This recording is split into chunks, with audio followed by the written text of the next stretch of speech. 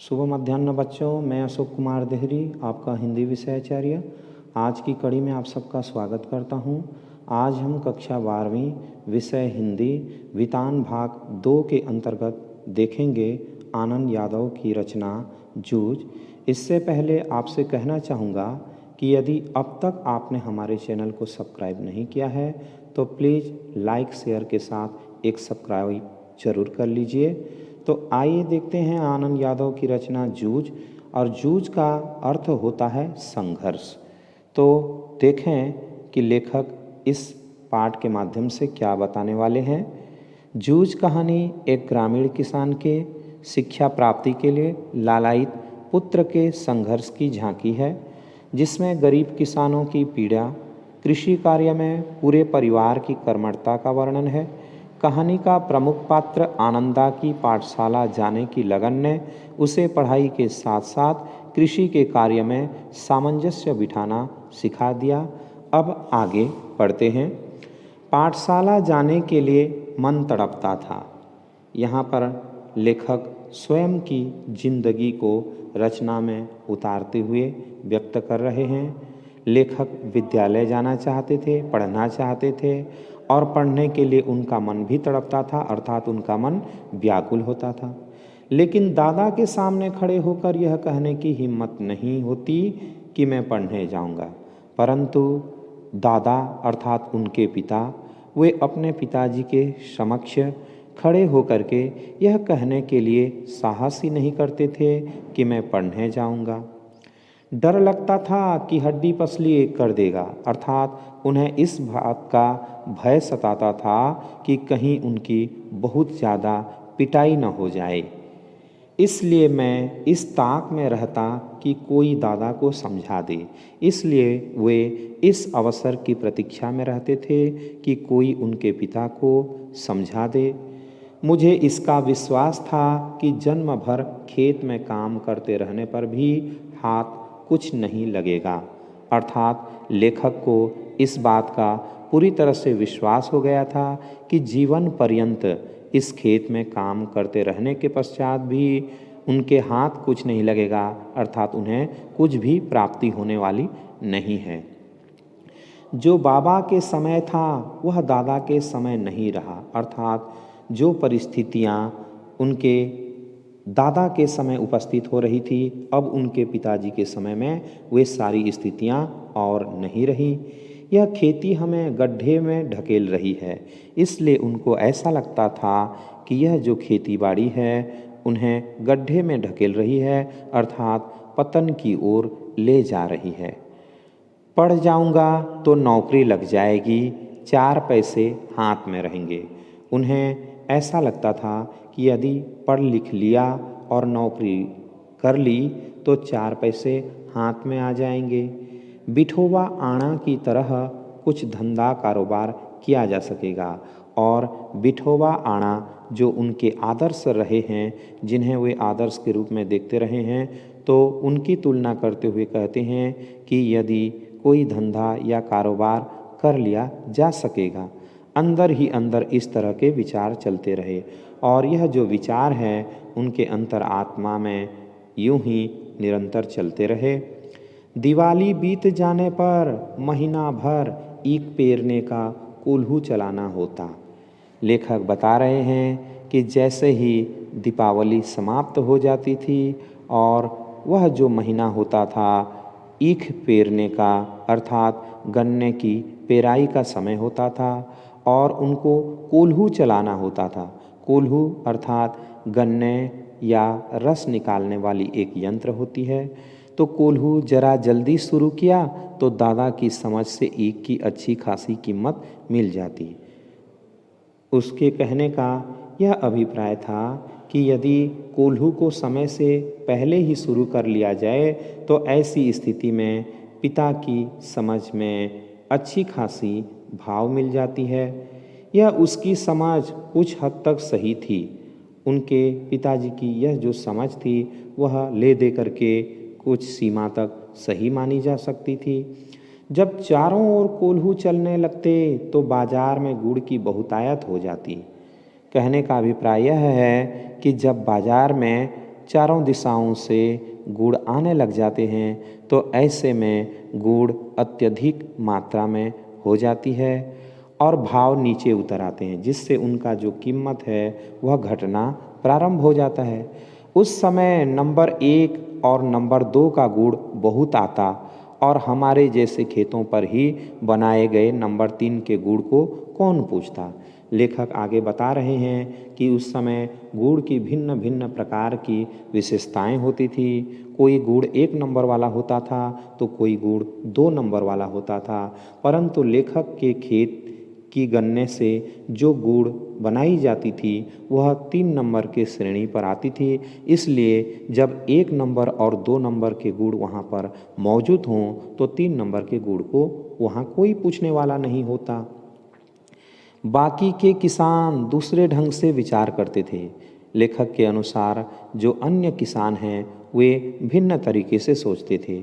उनका मत था कि यदि ईख को कुछ दिन खेत में खड़ी रहने दिया गया तो गुड़ जरा ज़्यादा निकलता है।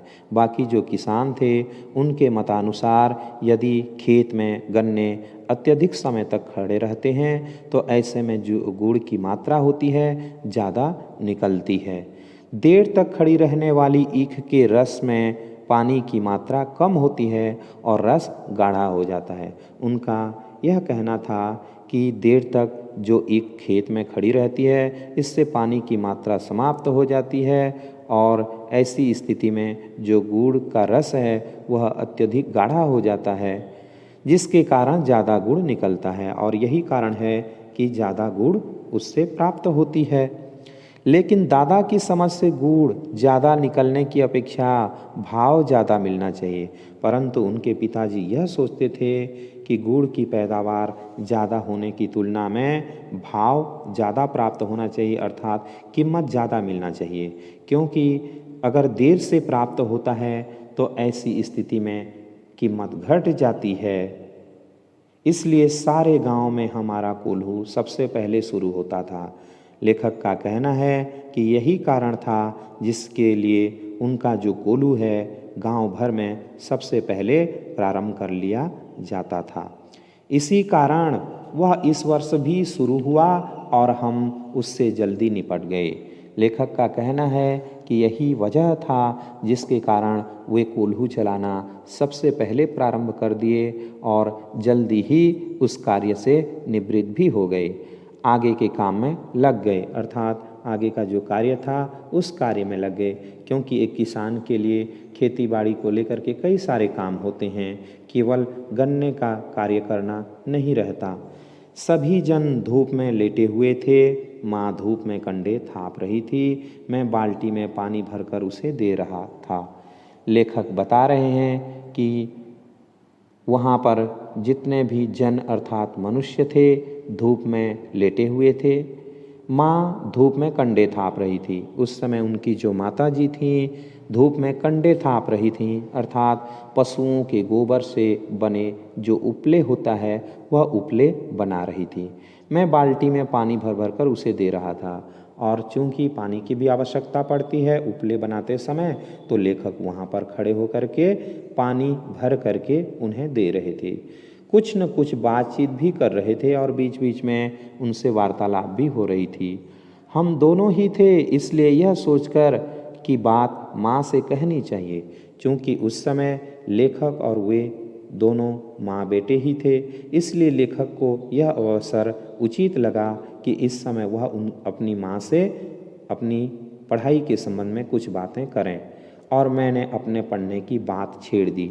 और लेखक कहते हैं कि वे अपने पढ़ने की बात छेड़ दी। छेड़ दी का मतलब यह होता है कि किसी बात को बार बार कहना जिससे कोई चिढ़ता हो, अर्थात पढ़ने लिखने की वह जो बात है उससे बार बार घर में चिढ़ते रहते थे और इस बात को कहना एक प्रकार से छेड़ना ही हुआ। आगे माँ ने कहा, अब तू ही बता मैं क्या करूं। उनकी माँ कहने लगी कि अब तू ही बता, ऐसी परिस्थिति में मैं क्या करूं।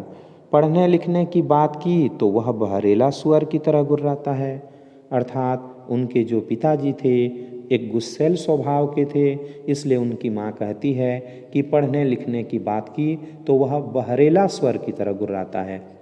बहरेला स्वर अर्थात जंगली स्वर या खतरनाक जानवर कह सकते हैं। तुझे मालूम है, माँ के मन में जंगली स्वर बहुत गहराई में बैठा हुआ था। लेखक कह रहे हैं कि उनके माँ के मन में वह जो जंगली स्वर का दृश्य था एकदम गहराई से उपस्थित हो गया था। अब मल्ला के सभी काम बीत गए हैं। मल्ला अर्थात खेती। अब खेती के जितने भी कार्य थे वे सभी समाप्त होने को जा रहे हैं। मेरे लिए अब कुछ तो तय करना नहीं रह गया है, अर्थात ऐसी परिस्थिति में और कोई भी कार्य पूर्ण करना नहीं बचा हुआ है। इसलिए कहता हूँ, तू दत्ताजी राव सरकार से मेरे पढ़ने के बारे में कह। यहाँ पर दत्ताजी राव कहने पर एक ऐसे व्यक्ति हैं जो गांव में उन्हें सभी सम्मानित दृष्टि से देखते हैं। प्रत्येक गांव में ऐसे एक व्यक्ति होते हैं जिन्हें पूरा गांव सम्मान भरे नज़रों से देखता है और पूरा गांव उनके कार्य को करने के लिए आतुर भी होता है, आज्ञाकारी होता है। तो यहाँ भी दत्ताजी राव सरकार कह कर के एक व्यक्ति हैं और लेखक उन्हीं के बारे में अपनी माँ से चर्चा करता है और कहता है कि तू दत्ताजी राव सरकार से मेरे पढ़ने के बारे में कह। आज ही रात को उनके यहाँ चलेंगे, मैं चलूँगा तेरे साथ। वह यह भी कहते हैं कि आज रात को मैं तुम्हें ले जाऊँगा और तुम्हारे साथ रहूँगा। तू उन्हें सब कुछ समझाकर बता दे तो वे दादा को ठीक तरह से समझा सकेंगे। लेखक के मन में यह युक्ति आती है कि यदि दत्ताजी राव सरकार एक बार उनके पिताजी को उनके पढ़ने लिखने के बारे में कह दें तो उनके पिताजी अवश्य मान जाएंगे और इस बात को उनकी माता बताएगी तो उनके जो दत्ताजी राव हैं वो वास्तव में सुनेंगे। इसलिए वह अपने माता को बार बार प्रेरित कर रहे हैं, मना रहे हैं। तो आज के लिए इतना ही। आशा करता हूँ आज का वीडियो आपको ज़रूर अच्छा लगा होगा।